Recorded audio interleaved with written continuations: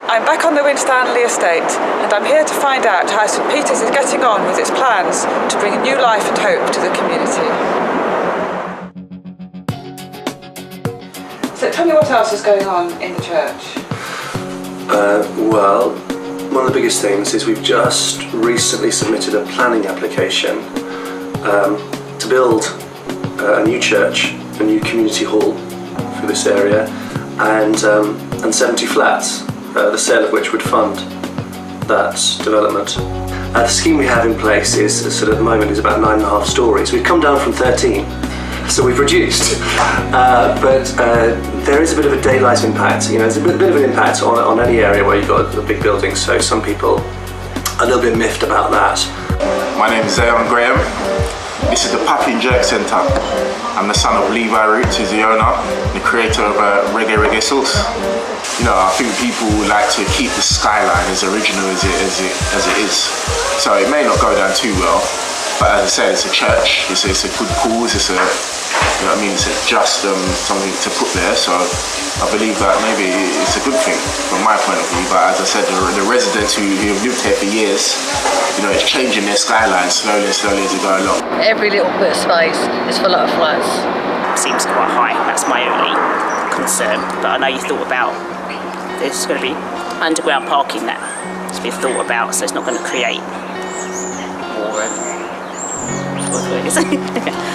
I am a little bit worried about the light, yes, because as you can see now, it's not very good from this angle, but this little block here now that we didn't realise was going to be that height, or it was going to come to that height, has actually taken out the natural daylight from the first and second floor of the block. But there'll be a proper consultation process and they get a chance.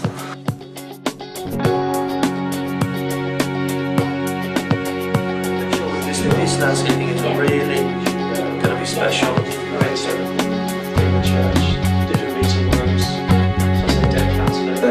Hi, my name is Emma and I'm one of the local residents and I live just above the nursery. I'm really supportive of anything that's community focused with a bit of kind of outreach and just offering local facilities and resources in mind at the heart of what you're doing, because I think that's one of the things that this area, well many areas especially in London, is crying out for. It's a way of trying to bind communities together. You may have heard, for example, that we're starting a drama group for some of the young people on the estate. But at the moment we don't really have anywhere we could house that. The church is leaking and falling down. So with the new building, we'll have a community hall where we could put on arts projects, we could run a drama group, we could put on shows for this community, bring people together. I think a new church would be good for the estate. Maybe it gives a new community focus, somewhere where young people feel they can go. May not be a benefit just for religious purposes, but bringing a sense of community where I think we've lost it.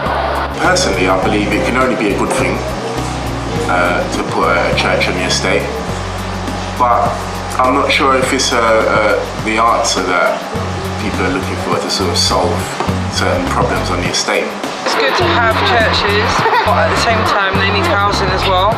I mean, suitable housing, because they're doing all this posh housing and it's not benefiting the poor people, you know, they just benefits the rich people. Yes, I would say there's most probably a lot of people here that maybe would like the church. I mean, as far as I know, the church has done good for quite a few people here.